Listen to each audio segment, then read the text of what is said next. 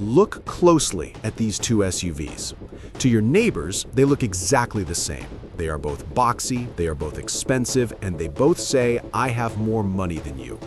But financially, they are from different planets.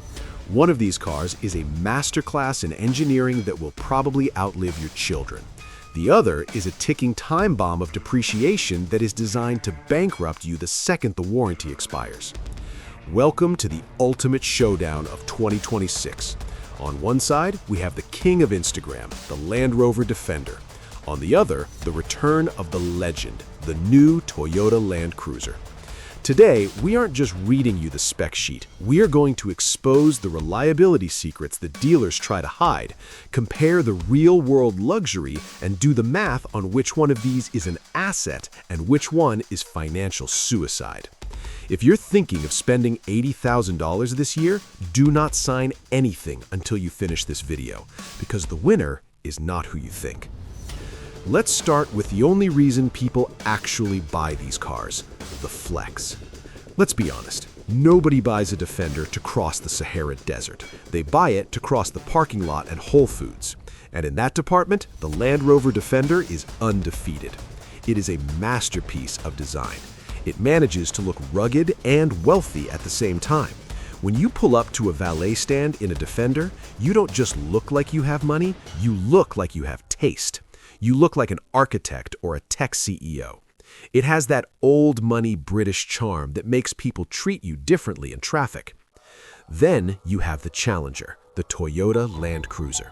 For 2026, Toyota finally woke up. They realized nobody wants a round, melted bar of soap. We want boxes. So they went back to the 1980s. The new Land Cruiser is sharp, angular, and aggressive. It has the retro Toyota script on the grille that screams heritage. But here's the problem for Land Rover. The Toyota looks too good. To the average person walking down the street, these two cars now carry the exact same status. But the Toyota owners know something the Land Rover owners don't. They know they aren't paying a badge tax. If you care purely about brand prestige, the Land Rover still wins. But if you care about looking smart rather than just looking rich, the Toyota is closing the gap fast. Section 2. The interior, or the office. Now let's step inside. This is where you spend your life, so it better be good. The Defender's interior is what I call industrial luxury. It is stunning. You have exposed, powder-coated magnesium beams running across the dash. You have rubberized flooring so you can wash it out. The buttons feel heavy. The doors close with a solid bank vault thud. It feels like you're sitting inside a piece of high-end military equipment.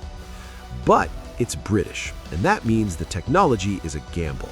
The infotainment screen looks beautiful, but ask any owner about the glitches. Cameras failing, screens going black, Bluetooth disconnecting. It's part of the experience. Now, get in the Toyota. It's a Toyota, and I mean that in the best and worst way possible.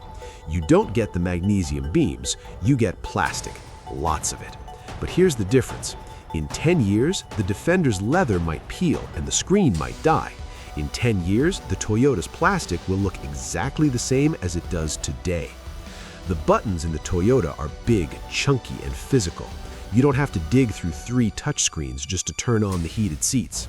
It is built for function, not for fashion. So, here's the verdict on the interior. If you want a lounge to impress your dates, buy the Defender. If you want a cockpit that actually works every single time you push the start button, buy the Toyota. Section 3. The drive and engine. But how do they actually drive? This is where the philosophy splits. The Defender is shockingly good on the road. It rides on air suspension. It floats over potholes. It has a unibody construction, like a car, which means it handles corners without feeling like it's going to tip over. And the engine? The inline-6 engine is smooth, fast, and complex. It uses a turbocharger and an electric supercharger. It's a marvel of engineering. The Land Cruiser is different. It's old school. It's a body-on-frame truck. It drives like a truck. It bounces a little more. It leans a little more. And under the hood, you don't get a V8 anymore. You get the iForce Max Hybrid. It's a 2.4-liter turbo 4-cylinder with an electric motor. Now the comments section hates this engine. It's only a 4-cylinder, they scream. But look at the numbers. This thing puts out 465 pound-feet of torque. That is massive. That is more torque than the old V8 Land Cruiser had. When you step on the gas, the electric motor hits instantly. It feels punchy. It feels eager.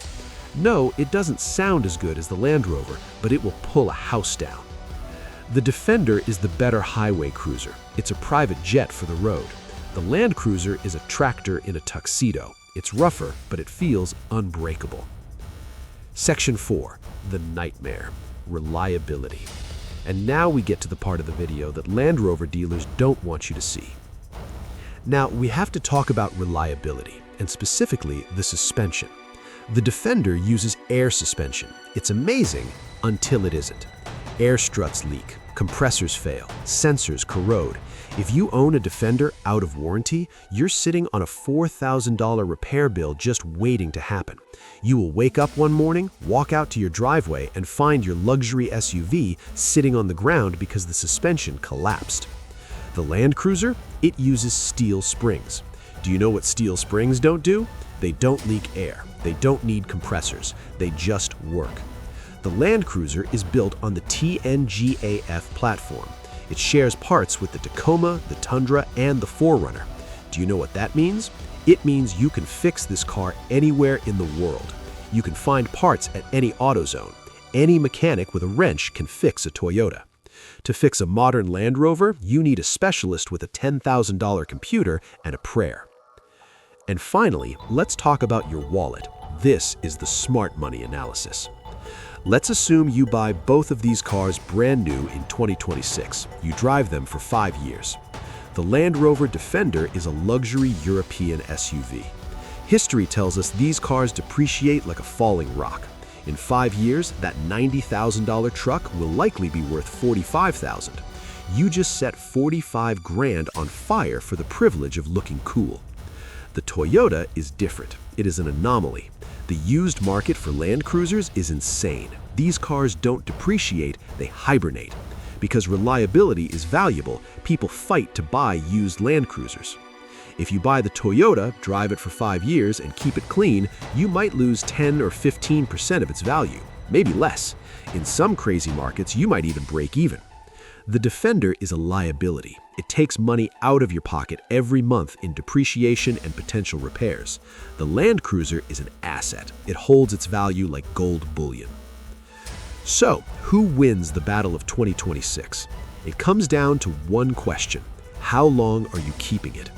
If you're leasing the car for 3 years and you want the absolute best comfort, the most clout, and the best driving experience, get the Defender. It is, objectively, the nicer car.